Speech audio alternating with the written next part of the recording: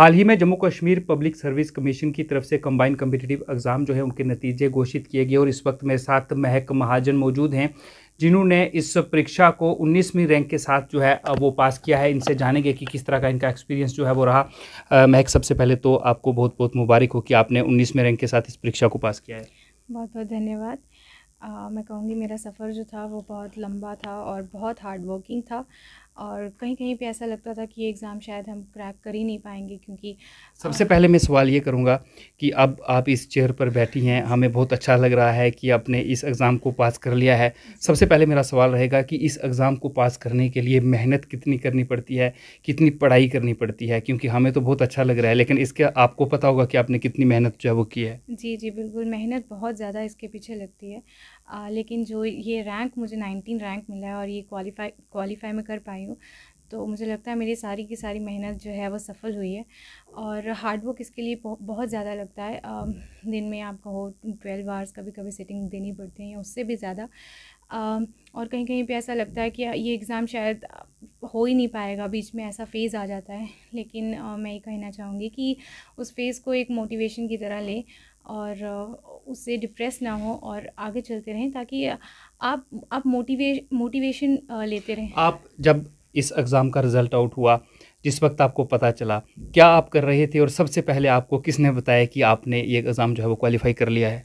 देखिए, ये रिज़ल्ट जो है वो रात को 1 बजे शायद ये डिक्लेयर हुआ था, लेकिन मुझे ये सुबह 8:30 बजे जब मैं सो के उठी तब मुझे पता चला। और जब मुझे पता चला कि मेरा किसने बताया सबसे पहले आपको? सब मैंने खुद ही देखा। अपने फ़ोन पे पीडीएफ ऑलरेडी किसी ने शेयर करी हुई थी और कांग्रेचुलेशंस के मैसेजेस भी थे। और जैसे मैंने देखा तो मैंने तो चिल्लाना शुरू कर दिया घर पे सबको बताया चिल्ला चिल्ला के कि मेरा हो चुका है और विद 19th रैंक। जब आपने रैंक देखा, आपको उम्मीद थी कि 19 रैंक होगा या जो आपकी उम्मीद थी उससे बढ़कर आया या उससे कम आया? सबसे पहले तो हर बच्चे जो भी इसकी प्रिपरेशन कर रहा है उसकी एक ही उम्मीद रहती है कि वो लिस्ट में हो। तो मेरा भी यही था, लेकिन ऑफ़ कोर्स मैं एडमिनिस्ट्रेटिव सर्विसेज चाहती थी, तो मैं चाहती थी टॉप 50 में आना। और उसमें भी हर कोई चाहता ही है कि वो टॉप में आए, टॉप 5 में आए, तो ऑफ़ कोर्स वो था। लेकिन ये जब 19 रैंक आया तो ये सच ही हो गया एकदम से कि मेरे को सच में एडमिनिस्ट्रेटिव सर्विसेज मिलेगी, तो मुझे बहुत अच्छा लगा। महक, इस पूरी कामयाबी का क्रेडिट किसको देना चाहेंगी? क्रेडिट सबसे पहला मैं अपने पेरेंट्स को देना चाहूँगी, मेरी मदर और फादर दोनों को, जिन्होंने मेरा कदम कदम पे साथ दिया है। हर फैसिलिटी मुझे प्रोवाइड किया और कोई भी किसी भी तरह का बर्डन नहीं रहा है मुझ पे, चाहे वो घर का काम हो या बाहर का काम हो। और दूसरा क्रेडिट मैं खुद को भी देना चाहूँगी क्योंकि बहुत मोटिवेशन मेरे अंदर थी कि मुझे इस सर्विसेज में जाना है और अब क्योंकि ये मेरी ड्रीम जॉब रही है। और तीसरा क्रेडिट मैं लाइब्रेरी को भी देना चाहूँगी, जहाँ पे मैं बैठ के अपनी पूरी सिटिंग दे पाती थी, जिससे मेरी कंसंट्रेशन लेवल बहुत इंक्रीज़ हो गई। तो ये कहाँ पर आपने इसकी तैयारी जो है वो की? क्या आप कोचिंग लेते थे कहीं पर? जी, मैंने कोचिंग ली है एसआर कॉलेज से। लेकिन मैं ये भी कहूँगी कि आप कोचिंग लें, लेकिन जो आपको सक्सेस की तरफ लेके जाएगा वो आपकी सिर्फ सेल्फ स्टडी है। आप सेल्फ स्टडी पे जितना ध्यान देंगे आप समझिए कि आप उतने ही अपनी सक्सेस के करीब हैं। ना कि सिर्फ इसी गोल के लिए, आपका जो भी कोई गोल है उस हर गोल के लिए आपको कड़ी मेहनत करनी पड़ेगी ताकि आप अपना डिज़ायरेबल गोल को जो है वो अचीव कर पाएँ। आप एडमिनिस्ट्रेशन की तरफ जाना चाहती हैं, कारण? सो एडमिनिस्ट्रेशन में हमें मौका मिलता है डिफरेंट डिपार्टमेंट्स में वर्क करने का। हालांकि अभी मुझे कुछ भी अलॉट नहीं हुआ है, लेकिन जो भी अलॉट होगा वहाँ पे वुमेन एम्पावरमेंट पे मैं काम करना चाहूँगी क्योंकि मुझे लगता है गर्ल चाइल्ड के पास अपॉर्चुनिटी थोड़ी कम होती है कंपेयर टू बॉयज़। उन बॉयज़ को तो मोटिवेशन मिलता है कि आपको जॉब लेनी है और सेटल होना है, लेकिन गर्ल्स को ये वाला मोटिवेशन नहीं मिलता है। हालांकि वो पढ़ाई में काफ़ी अच्छी होती हैं, लेकिन जो जॉब लेने वाला सेक्टर है तो उसमें वो कहीं ना कहीं चूक जाती हैं। बट मैं ये भी कहूँगी कि डिफ़िकल्टी गर्ल्स और बॉयज़ दोनों के लिए होता है। तो मैं एजुकेशन सेक्टर पे भी काम करना चाहूँगी, जहाँ पे मुझे यंग बॉयज़ और गर्ल्स को ये बताने का मौका मिलेगा कि एजुकेशन एक्चुअली क्या चेंजेस ला सकती हैं ज़िंदगी में। अगर महक को कोई भी डिपार्टमेंट जो है वो अलाट हो जाता है एडमिनिस्ट्रेशन में, आप सबसे पहले इस एडमिनिस्ट्रेशन में आके किस चीज़ को बदलना चाहेंगी? मैं एक चीज़ ज़रूर बदलना चाहूँगी जिसमें मुझे लगता है कि काफ़ी सारे ऐसे कुछ लोग होते हैं जो कि अपना पे पूरा लेते हैं लेकिन वो काम उतना एफिशिएंटली करते नहीं हैं। तो वो चीज़ मुझे बहुत ही खलती है कि आप अगर अपनी पूरी सैलरी ले रहे हैं तो भी आप काम अगर पूरा ना करें, तो उसमें मुझे लगता है कि वहाँ पे मैं वर्क करना चाहूँगी। Apart from that I told you about women empowerment, तो वहाँ पे भी मैं काम करना चाहूँगी। घर वालों की बात करें, क्योंकि आपने परिवार का नाम पहले भी लिया, और मैं सवाल फिर पूछूंगा कि परिवार की तरफ से आपको किस तरह की सपोर्ट जो है वो रही आपके माता पिता की, क्योंकि अगर आप यहाँ पर पहुँची हैं तो उसमें कहीं ना कहीं परिवार का रोल जो है वो ज़रूर रहा होगा। परिवार के रोल के बिना इंसान यहाँ तक पहुँच नहीं सकता है।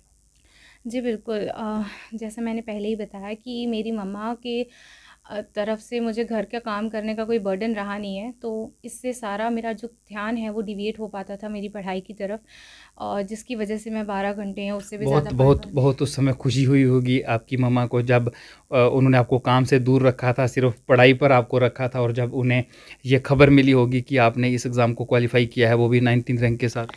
जी जी बिल्कुल बिल्कुल, मैं कहूँगी कि ये मेरी ही सफलता नहीं है, ये उनकी सफलता है, और जो मुझे खुशी है वो मुझसे ज़्यादा उन्हें खुशी है। जो मेरी सक्सेस है वो मुझसे ज़्यादा उनकी सक्सेस है।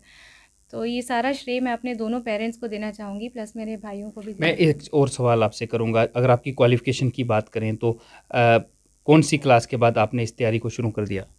सर मैंने ग्रेजुएशन के बाद जो है यहाँ पे इसकी प्रिपरेशन स्टार्ट की थी, और उसके बाद साथ ही में मेरा मास्टर्स चलता रहा, और मास्टर्स के साथ साथ मैंने इसकी प्रिपरेशन की, और जैसे ही मेरा मास्टर्स ख़त्म हुआ और साथ ही में इसके फॉर्म्स निकल गए, और मैंने साथ ही में बिल्कुल फॉर्म फिल किया, और बाय गॉड्स ग्रेस मेंस और इंटरव्यू सारा एक ही टाइम पे। स्टूडेंट्स ऐसे भी होते हैं जो पहले अटेम्प्ट में नहीं कर पाते हैं, लेकिन उसके बाद वो थक जाते हैं, वहीं पर रुक जाते हैं। क्या कहना चाहेंगे, जिस चीज़ को आप हासिल करना चाहते हैं उसको लेकर कितनी कड़ी मेहनत करनी चाहिए?